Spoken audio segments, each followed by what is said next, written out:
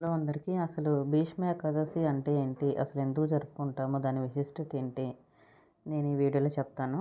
భీష్మ ఏకాదశి వచ్చేసి మాఘమాసం శుక్లపక్షంలో వచ్చే పవిత్రమైన ఏకాదశి. దీన్ని జయ ఏకాదశి, భీష్మ ఏకాదశి అని కూడా పిలుస్తారు. ఈరోజు భీష్మ పితామహుడు తన చివరి ఉపదేశంగా విష్ణు సహస్రనామాన్ని పాండవులకు తెలిపాడు. అందువల్ల ఈ ఏకాదశికి చాలా ప్రాముఖ్యత ఉంది.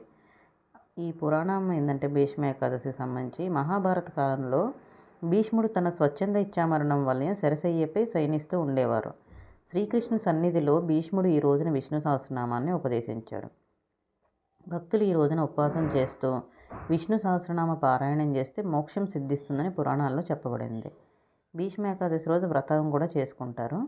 ఆ వ్రతం ఎలాగంటే ఉదయాన్నే స్నానం చేసి శ్రీ మహావిష్ణువు పూజ చేయాలి. ఉపవాసం చేసి విష్ణు సహస్రనామ పారాయణం చేయటం శ్రేష్టం. తులసి దళాలతో మహావిష్ణువుని పూజించి నైవేద్యం సమర్పించాలి. భక్తిభావంతో హరినామ సంకీర్తన చేయడం ఎంతో ఫలప్రదం. మరుసటి రోజు ద్వాదశి పర్వదినాన అన్నప్రసాదం తీసుకోవచ్చు. భీష్మ ఏకాదశి వ్రత ఫలితాలు ఎలా ఉంటాయి? భీష్ముని ఆశీర్వాదం లభిస్తుంది. సర్వపాప విమోచనం కలుగుతుంది. విష్ణు భక్తి సద్గతిని పొందుతారు. మోక్ష సుఖం సిద్ధిస్తుందని పురాణ వచనాలు చెబుతున్నాయి. భీష్మ ఏకాదశి ప్రత్యేకత ఏంటి?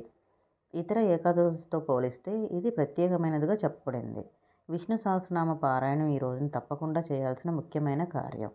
ఈ రోజున భీష్ముని తపస్సు, ధర్మనిష్ట, భక్తి గురించి కీర్తించడం ద్వారా మనిషికి ఆధ్యాత్మిక ప్రగతి లభిస్తుంది.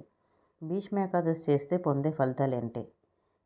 సకల పాప విమోచనం, ధన ఐశ్వర్య ఆరోగ్య వృద్ధి, భగవత్ కృపా ప్రాప్తి, కులదేవత అనుగ్రహం, పితృతారకమైన ఫలప్రాప్తి.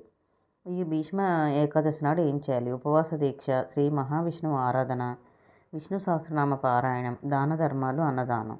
ఈ ఏకాదశిని భక్తి శ్రద్ధలతో ఆచరిస్తే పాప విమోచనం, విష్ణు కృప, భీష్ముని ఆశీర్వాదం లభిస్తాయని పురాణాలు పేర్కొన్నాయి. మీకు అందరికి కూడా భీష్ముని ఆశీర్వాదాలు, విష్ణువుని ఆశీర్వాదాలు లభించాలని, మీరందరూ సంతోషంగా ఉండాలని నేను కోరుకుంటున్నాను.